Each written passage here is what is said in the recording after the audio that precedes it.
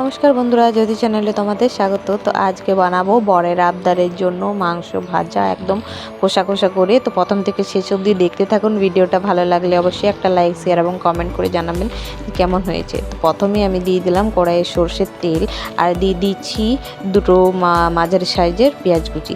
পেঁয়াজগুলো আমি একদম ছোট ছোট কুচি করে নিয়েছি। তো পেঁয়াজগুলো দেখুন লাল করে প্রথমে ভেজে নেব।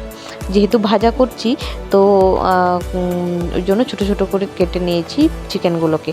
তো দেখুন চিকেনগুলোকে ভালোভাবে কেটে ধুয়ে পরিষ্কার করে এবার পেঁয়াজটা ভাজা হয়ে গেছে, আমি এর মধ্যে দিয়ে দিলাম।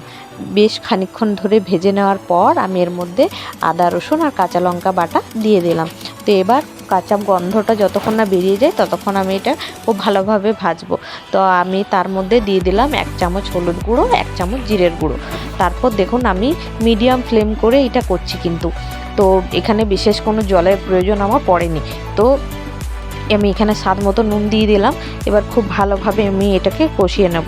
আর কালারের জন্য এখানে আমি কাশ্মীরি লাল লঙ্কার গুঁড়ি ব্যবহার করছি। এটাতে খুব ভালো রকম কালারটা আসবে। তো দেখুন খুব ভালোভাবে আমি এটাকে কষিয়ে নিচ্ছি। প্রয়োজন পড়লে আপনারা একটু জলের ছিটাও দিতে পারেন। তো আমার এখানে প্রয়োজন পড়েনি। তো দেখুন আপনারা দেখতে পাচ্ছেন এখানে কখনো আমি জলেই দিইনি। তো এবার আমি দিয়ে দিচ্ছি টমেটোর কুচি। তো আমি মাঝারি সাইজের দুটো টমেটো কুচি করে নিয়েছি, আর চেরা কাঁচা লঙ্কা। আপনাদের পছন্দ মতো ঝাল যে যেমন খেতে পারবেন সেরকম মতন ঝাল আপনারা দিতে পারেন। তো আমি এখানে খুব বেশি ঝাল দিয়েছি, যেহেতু বরের আবদার তো ওর মুখরোচক চাই, তাই আমি ঝালটা একটু বেশিই দিয়েছি। তো এই দেখুন আমি 3 চামচ আরও টমেটো সস দিয়ে দিলাম, আর 1 চামচ সয়া সস দিয়ে দিলাম। তো এবার আমি খুব ভালোভাবে এটাকে আরও কষিয়ে নেব। তো বেশ খানিকক্ষণ কষানোর পর এই দেখুন প্রায় রেডি হয়ে গেছে। এবার শেষের দিকে আমি একটু বেশি পরিমাণে ধনেপাতা কুচি ওর মধ্যে দিয়ে দিলাম, আর খুব ভালোভাবে মিশিয়ে নিচ্ছি।